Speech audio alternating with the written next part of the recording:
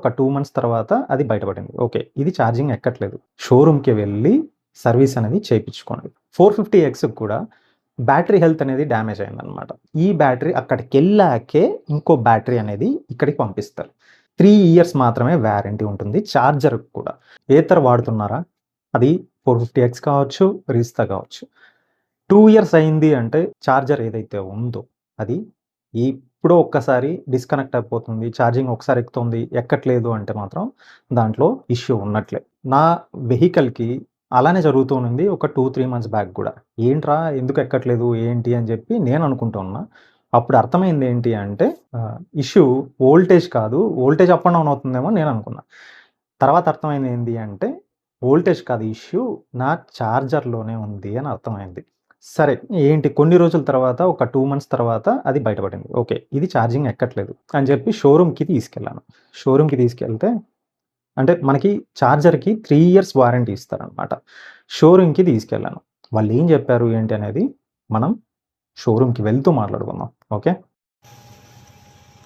So problem ఏంటంటే వినపడిందిగా fan sound. So switch అయితే ఆన్లో ఉంది. చార్జర్లో కూడా ఎల్లో లైట్ వెలుగుతుంది. అంటే చార్జర్ వరకు మనకి పవర్ అనేది వస్తుందన్నమాట. ఇలా వైర్ కదిలిస్తే కానీ ఛార్జింగ్ ఎక్కని పరిస్థితి. అది మెల్లమెల్లగా స్టార్ట్ అయిందన్నమాట. ఫస్ట్ నేను వోల్టేజ్ ప్రాబ్లం ఏమో అనుకున్నా. తర్వాత అర్థమైంది ఏంటంటే సో ఈ వైర్ ఏదైతే ఉందో ఆ వైరు ప్రాబ్లం ఉంది అని అర్థమైంది. సో వైరా లేకపోతే పెట్టే గన్నా ఏంటి అనేది క్లారిటీ లేదు.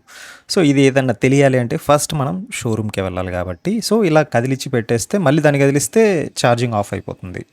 సో ఇలా మెయింటైన్ చేశాను. మీకు కూడా ఇలానే ఉంటే వెంటనే షోరూమ్కి తీసుకెళ్ళి ప్రాబ్లం అనేది చెప్పండి. ఒక్కొక్కసారి వాళ్ళ దగ్గరికి వెళ్ళిన తర్వాత పనిచేస్తూ ఉంటాయి, కన్ఫ్యూజ్ అవ్వద్దు. అండ్ మనం ఇప్పుడు మ్యాజిక్ ట్విస్ట్ ఇలా వాడుతూ వెళ్తాం అనమాట. సో స్పీడ్ బ్రేకర్ వచ్చిన ప్రతిసారి నేనైతే బ్రేక్స్ అయితే వాడను. ఈ మ్యాజిక్ ట్విస్ట్కి ఒక్కసారి మీరు అలవాటు పడ్డారంటే మాత్రం లవ్లో పడిపోతారు. అంత బాగా నచ్చుతుందన్నమాట బ్రేక్ వేయడం కూడా. దీనివల్ల కొంచెం ఛార్జింగ్ కూడా ఎక్కుతుంది అని చెప్పి మనం ప్రీవియస్ వీడియోలో కూడా చెప్పుకున్నాం. సో సిటీ రైడ్స్లో చాలా చాలా బాగా యూజ్ అవుతుంది. సో మీరు ఏ బండి వాడుతున్నా కానీ మ్యాజిక్ ట్విస్ట్ అనేది యూజ్ చేయండి మీకు ఆప్షన్ ఉంటే. ఏతర్ అనే కాదు ఏదైనా కానీ. తిరుపతిలో ఉన్న షోరూమ్కి వెళ్ళాలి అంటే మాత్రం 9 గంటలకే వెళ్ళండి. సర్వీస్ కానీ ఏదైనా ప్రాబ్లం ఉంది రెక్టిఫై చేశారు మీరు అంటే. ఎందుకంటే దానికన్నా బిఫోర్ మీరు వెళ్తే యాక్సెప్ట్ చేయరనమాట. రేపు రండి సార్ అని చెప్పి చెప్తారు పొలైట్గా. ఎందుకు అంటే వాళ్ళకి వచ్చేదే సర్వీసులు వచ్చేదే పర్ డేకి 20+50 కూడా వచ్చే రోజులు ఉన్నాయి. సో అందుకని రోజు వచ్చే వెహికల్స్ అన్నీ తీసుకుంటూ ఉంటే ఇంకా వాళ్ళు 24 అవర్స్ వర్క్ చేయాలన్నమాట. మ్యాన్ పవర్ ఈ మధ్య పెంచారు. బట్ 9 గంటలకు వెళ్ళండి. మేబీ అన్ని షోరూమ్లు ఇలానే రన్ అవుతున్నాయి అనుకుంటా. నేను చెప్తూ ఉంటానుగా 6 కిలోవాట్ ఛార్జర్ ఒకటి ఉంది, చాలా తక్కువ ఉన్నాయి, ఇప్పుడు ఈ మధ్య పెంచుతున్నారు అని చెప్పి చెప్తున్నాగా. అండ్ అదే ఇది 6 కిలోవాట్స్ ఇలా ఉంటుంది అనమాట. మొత్తం గ్రీన్ కలర్లో ఉండి ఫాస్ట్ ఛార్జింగ్. దానిపైన 06KW అని ఉంటుంది. దీనికి మనం వాలెట్లో ఉంటేనే ఛార్జింగ్ పెట్టుకోవచ్చు.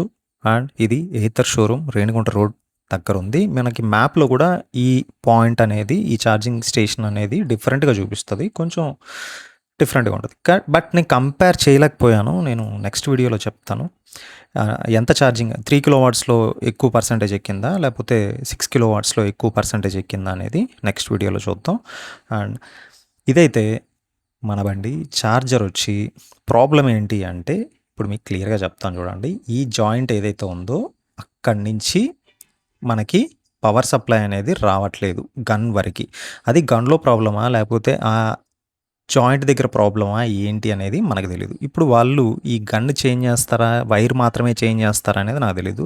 ఐ థింక్ మొత్తం ఛార్జర్ కొత్తదైతే ఇవ్వరు, ఈ గన్ అంతా మార్చి చేంజ్ చేసి ఇస్తారని నేను అనుకుంటున్నా.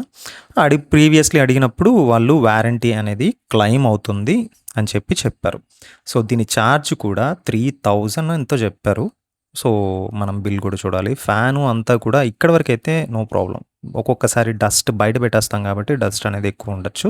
ఒకవేళ ఫ్యాన్ బ్లాక్ అయినా కానీ అప్పుడు కూడా మనకి ఛార్జింగ్ ఎక్కదు అని కూడా వాళ్ళు చెప్పారు. సో మీరు ఎక్కడైనా దుమ్ముకు పెట్టుంటే మాత్రం తీసేసేయండి. అండ్ ఇది చార్జర్ దీనికి సెపరేట్‌గా ఒక పోర్ట్ వస్తుందనమాట. దీనికి కనెక్ట్ చేసుకుంటే మనం ల్యాప్‌టాప్‌కి గానీ టైప్ సి చార్జర్‌తో మన మొబైల్‌కి, పవర్ బ్యాంక్‌కి అండ్ దీనికి ఒక హెల్మెట్ కూడా వస్తుంది. ఆ హెల్మెట్‌కి కూడా ఛార్జింగ్ అనేది పెట్టుకోవచ్చు. అండ్ ఇది వాటర్ రెసిస్టెంట్. దీనికేం కాదు. అలా అని మనం ఫుల్ వాటర్ అనేది పెట్టకూడదు. ఛార్జింగ్ అయితే ఎక్కువసేపు ఏం పెట్టలేదు. తక్కువ 20% ఉంది కదా అని చెప్పి పెట్టాను. అప్పుడప్పుడు ఇలా రీస్టార్ట్ అవుతూ ఉంటుంది. అని కంగారు పడిపోవద్దండి. ఏమీ అవ్వదు. ఓకే. 2518 రూపీస్ అయితే ఛార్జ్ చేశారు. బట్ మనమైతే పేమెంట్ అయితే ఏమీ చేయలేదు. 0. అక్కడ కూడా మనకి ఎందుకంటే వారంటీ అనేది క్లెయిమ్ చేసుకున్నారనమాట. సో, మీరు కూడా వారంటీ ఉంటే ఒకవేళ ఆ ప్రాబ్లమ్ ఉంటే వచ్చి వారంటీ అనేది క్లెయిమ్ చేసుకోండి. మీరు అడగండి. ఇంతే వారంటీ ఉంది కదా అని చెప్పి అడగండి. అడగకుండా మాత్రం ఉండొద్దండి. ఇందాక ఏదైతే చూపించానో గన్ దగ్గర నుంచి ఆ జాయింట్ ఆ వైర్ మొత్తం చేంజ్ చేసి ఇచ్చారనమాట. మొత్తం కొత్త వైరు. కొంచెం అంతా ఓకే. బాగుంది. నేనైతే చెక్ చేశారని అడిగాను. చెక్ చేసామనే చెప్పారు. ఇంకా వేరే చేంజెస్ అయితే ఏమీ చేయలేదనమాట. నేనైతే చార్జర్ నేను అనుకున్నదే జరిగింది. అండ్ దీని కాస్ట్ కూడా ఎక్కువ. మీరు మెయింటైన్ చేసేటప్పుడు చాలా జాగ్రత్తగా మెయింటైన్ చేయండి. నేనైతే ఎక్కువ చుట్టను. బట్ ఇలా బండిలో కూడా నేను క్యారీ చేయను. అది ఎందుకు అయ్యింది తెలీదు. సో, మెల్లగా బయటపడుతూ ఉంటాయి. చిన్నవి. ఇంటికి తీసుకొచ్చాక చెక్ చేద్దాము అని చెప్పి కొంచెం టెన్షన్‌గానే ఉన్నింది. ఇంటికి తీసుకొచ్చి అలా పెట్టంగానే మొత్తం అంతా కరెక్ట్‌గా సెట్ అయింది. అండ్ ఛార్జింగ్ ఎక్కుతుంది.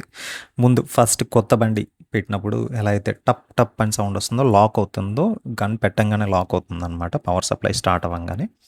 సో, అలానే స్టార్ట్ అయింది. No issue.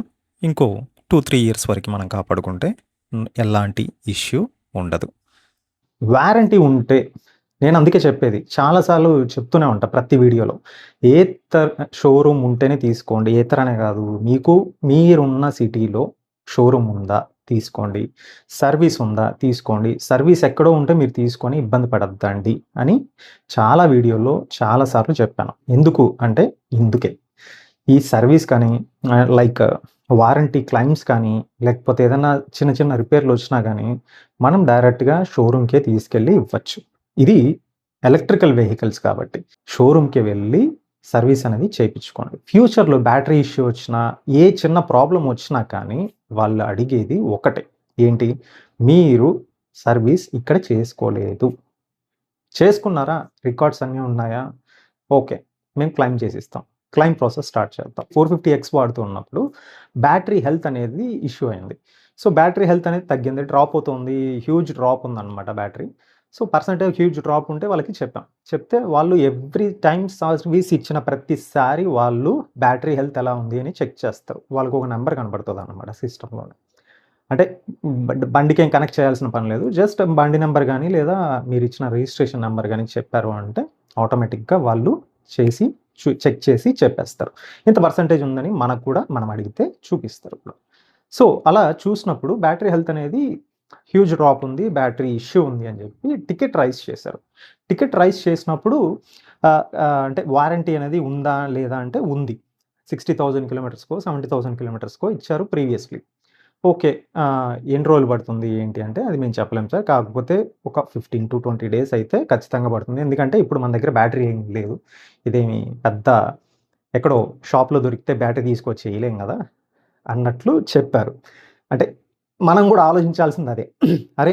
నేను ఈరోజు బండి ఇస్తే ఎప్పుడో ఒక నెలకో, 10 రోజులకో, 20 రోజులో పెట్టుకుంటాడు. నేనెలా అని. అంటే బ్యాటరీ వాళ్ళ దగ్గర ఉంటే రీప్లేస్ చేసిస్తారు. ఇప్పుడు ఈ బ్యాటరీ తీయాలి.